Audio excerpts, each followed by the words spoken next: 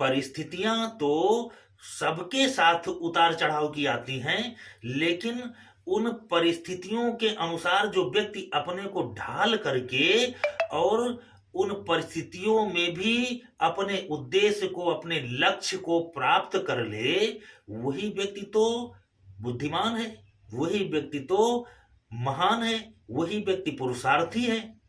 भगवान राम को पता है कि असुरी साम्राज्य का विस्तार खूब हुआ है और उस असुरी साम्राज्य का जो सम्राट है वो रावण है, और रावण को बिना मारे असुरी साम्राज्य खत्म नहीं होगा। एक एक को वो कब तक ढूंढ ढूंढ करके मारेंगे। तो सबसे पहले तो रावण तक उनको पहुंचना है। रावण तक पहुंचने के मार्ग में जो भी व्यक्ति आड़े आएगा वो राम के हाथों मारा जाएगा। राम जो रावण तक पहुंचने में बाधक राक्षस बने उनको मारते गए। उनका उद्देश्य सीधा है कि निश्चरहीन मही करो भुज उठाए प्रणकीन। धर्म के विपरीत ही चलना रावण का कार्य है, और उस रावण तक पहुंचने के लिए ही, उस रावण का अंत करने के लिए ही भगवान श्री राम वन जा रहे हैं, जंगल जा रहे हैं। और जंगल में जा करके तमाम ऐसी विकट परिस्थितियां आएंगी कि जहां पर उन्हें वनवासी, गिरिवासी लोगों का सहयोग लेना पड़ेगा, क्योंकि उस दुर्दांत रावण के सामने कोई राजा महाराजा तो जाएगा नहीं लड़ने के लिए।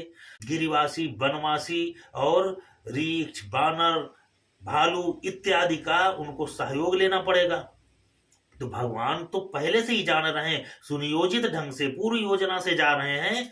तो उन्होंने किया क्या कि अपने आप को तापस वेश विशेष उदासी, तपस्वी के वेश में उदासीन बन करके वो वन में जा रहे हैं, जंगल में जा रहे हैं। किस लिए?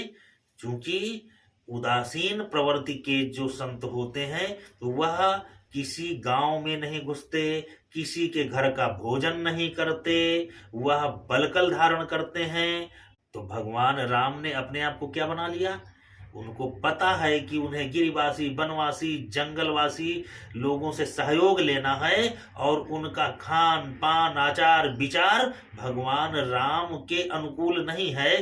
तो अगर भगवान राम अपने आप को इन संकल्पों में बांधेंगे नहीं तो कहीं विकट परिस्थिति में ऐसा ना हो जाए कि इनका भी खान पान दूषित हो जाए, इनका रहन सहन दूषित हो जाए। इसलिए प्रभु ने पहले ही अपने को संकल्पित कर लिया कि परिस्थिति को हम अपने अनुकूल बनाएंगे।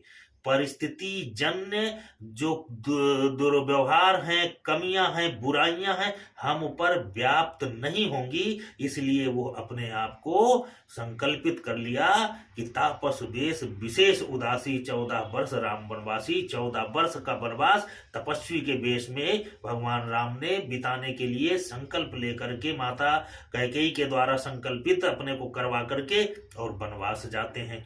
तो वहां पर हुआ क्या कि भगवान राम ने जो उन परिस्थितियों में पलने वाले लोगों के भीतर बुराइयां थी, उन बुराइयों को अपने आचार विचार, संस्कार, व्यवहार से उनकी बुराइयों को खत्म कर दिया और अपने अनुकूल बना करके, अपने लक्ष्य में उन लोगों का उपयोग करके रावण जैसे दुर्दांत अपराधी को, निशाचर को, असुर को मार करके धर्म की ध्वजा फहराई और राम राज्य की स्थापना किया। विषम परिस्थितियों में भी अपने उद्देश्य को, अपने लक्ष्य को जो व्यक्ति याद रखता है और परिस्थितियों को अपने अनुकूल बनाने की क्षमता रखता है, वो व्यक्ति सफल ही होता है और वही महान होता है, वही भगवान होता है। कभी भी परिस्थिति में फंस करके प्रयास करना चाहिए कि कोई बुराई हम पर न व्याप्त हो जिससे हम अपने उद्देश्य से भटक जाएं, और कभी ऐसी विकट परिस्थिति आ जाए जहां पर कि जीवन रक्षा के लिए, केवल जीवन रक्षा के लिए अगर कुछ बुराइयां अगर आप में को स्वीकार करना पड़ता है, आप आदत नहीं है आपकी, ना आदत बनाया, लेकिन विकट परिस्थितियों में आकर के किन्हीं बुराइयों को ग्रहण भी करना पड़ गया, तो जैसे ही आप उस विकट परिस्थिति से उबरते हैं, तो वैसे ही उन बुराइयों को भी त्याग देना ही धर्म है। और अगर आप बुराइयों को ग्रहण कर लिए, तो उस परिस्थिति जन्य बुराई को आपको चाहे जितना बड़ा साम्राज्य दे दिया जाए, आपको राजा बना दिया जाए, अगर आप उस बुराई को त्याग नहीं पाए, तो आप साम्राज्य को नष्ट कर देंगे, आप अपना सर्वस्व नष्ट कर देंगे। अगर उस बुराई को त्याग नहीं पाए, तो परिस्थिति जन उत्पन्न हुई बुराई को समय अनुकूल आने पर त्याग देना ही उचित है। रावण का वध करके भगवान जब वापस अयोध्या आते हैं, तो वो जो बड़ी बड़ी उनकी जटाएं थी, बलकल वस्त्र था, और जो भी उनका संकल्प था उस वनवास के समय का, जहां 14 साल उन्होंने जिस वेशभूषा भाषा में बिताया, वो सब कुछ छोड़ देते हैं। वनवास में थे तो उनकी बड़ी बड़ी जटाएं थी, भगवान आकर के सबसे पहले अपनी जटा उतार देते हैं। भरत जी के भी जटाएं, क्योंकि भरत जी ने भी संकल्प ले लिया था कि जब तक भगवान वापस नहीं आएंगे तो वो भी जटा में ही रहेंगे, वो भी बलकल वेश, वो भी वनवासी का ही जैसा जीवन बिताएंगे।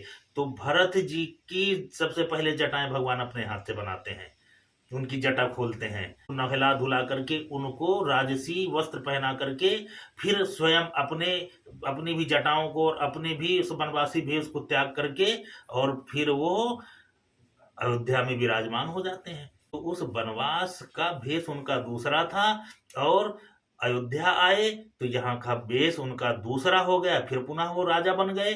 तो वनवास में का भेष जो उनका बना था, वो तो परिस्थिति जन था। अगर वो इस भेष में न होते, तो शायद वहां वनवासियों का, गिरवासियों का उनको सहयोग नहीं मिल पाता, जितना वो चाहते थे। जो उनका सहयोग मिला, वो सहयोग न मिल पाता।